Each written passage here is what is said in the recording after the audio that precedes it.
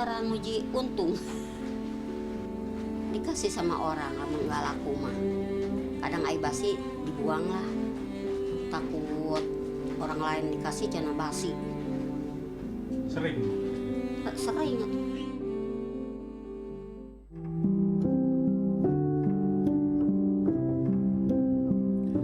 Dengan perlahan, Marpuah membawa tampal berisi rengginang mentah basah keluar rumah. Wanita 50 tahun ini hendak menjemur rengginang basah yang dipesan pelanggannya 2 hari lalu di pinggir jalan di seberang rumahnya di Kampung Cijulang, Desa Cadas Ngampar, Sukaraja, Bogor, Jawa Barat. Sepotong rengginang dihargai Rp2.000. Saat ini baru sekitar 70 rengginang yang sedang ia keringkan. Masih ada 30 lagi yang harus ia buat.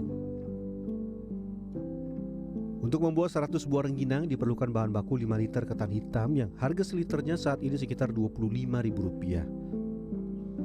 Adonan ketan hitam dan bumbu yang sudah tercampur rata dibentuk gepeng satu persatu dengan alas dari tampah berbahan anyaman bambu lalu dijemur.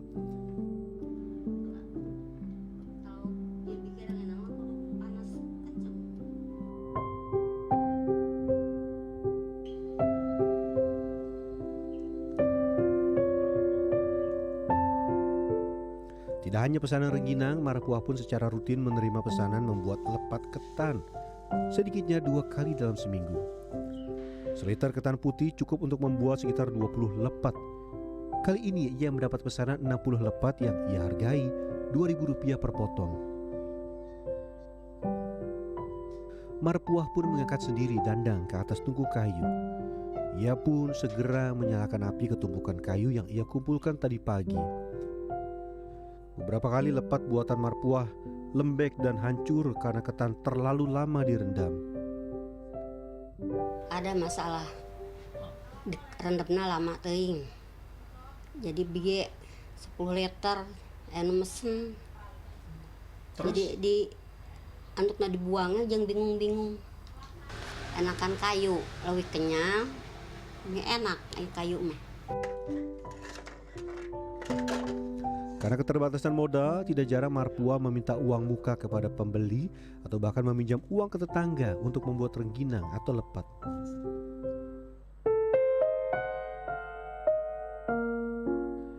Rengginang dan lepat hanya ia buat jika ada pesanan. Sehari-hari makanan yang pasti ia jajakan adalah sate kikil yang terbuat dari kulit sapi. Setiap potongan kikil mempunyai lebar seukuran ibu jari tangan. Setiap hari, Marpuah menggunting sekitar 5 kg kulit sapi. Pegel. Capek sih enggaknya, pegel. Kalau jalan kan bongkok gitu, udah nusukan eta teh, nusukan sate teh. Bongkok pegel. Marpuah pun menyiapkan bumbu untuk sate kikilnya. Ia menumis bumbu campuran bawang putih, cabai hingga penyedap rasa dalam satu wajan. Semua pengetahuan membuat sate kikil, rengginang dan lepet diperoleh Marpuah dari mendiang ibunya. Ketika masih kecil, kondisi fisik Marpuah normal. Namun di usia 7 tahun ia terserang penyakit cacar.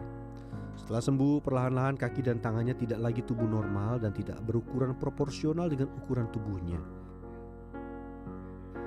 Selain lebih kecil, ukuran kedua bagian tubuh tidak sama kiri dan kanan. Seiring bertambahnya usia, salah satu matanya pun tidak bisa melihat. Meski demikian, Marpuah yang tidak lulus SD kala itu tetap percaya diri membantu ibunya berjualan sate kikil dan lepet. Ia tidak peduli meski terkadang diejek teman-temannya. Kalau jualan lagi ada yang ngeledek, banyak kan ngeledek, mana gue nggak dianggap lah. Ngeledek.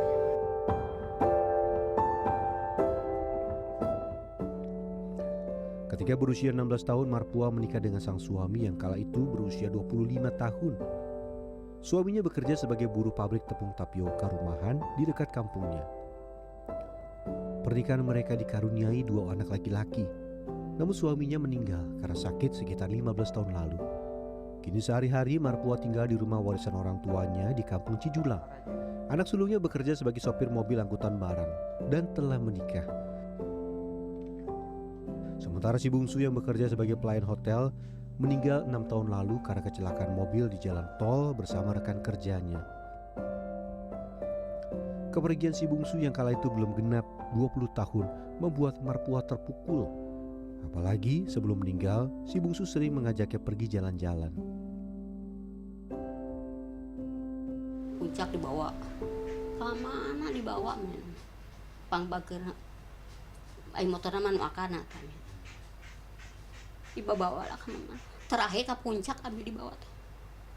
Damel jam 4 terus langsung mangkat.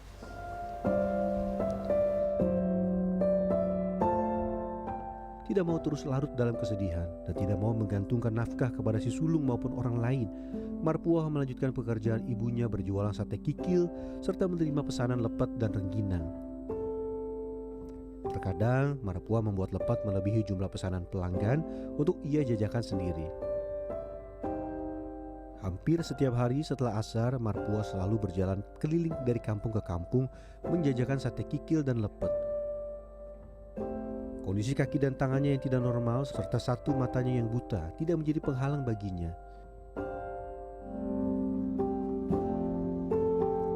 Marpuah biasa berjalan hingga lebih dari 2 km menuju jalan raya di Kecamatan Sukaraja. Di sana terdapat emperan toko tempat ia biasa singgah, beristirahat sambil tetap berjualan. Di tempat ini ia mempunyai banyak pelanggan yang sebagian besar ibu-ibu yang ia kenal di tempat pengajian.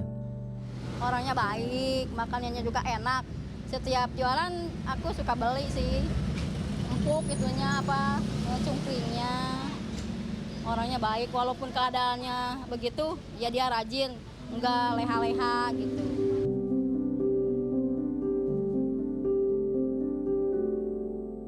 Hasil penjualan kikil dalam sehari setidaknya bisa memberikan keuntungan 30 hingga 50 ribu rupiah bagi Marpuah. Namun bila dagangannya tidak habis terjual menjelang malam, ia pun membagikan sate kikil dan lepetnya kepada orang-orang sekitar atau tetangga yang ia temui. Ibu motoran muji untung.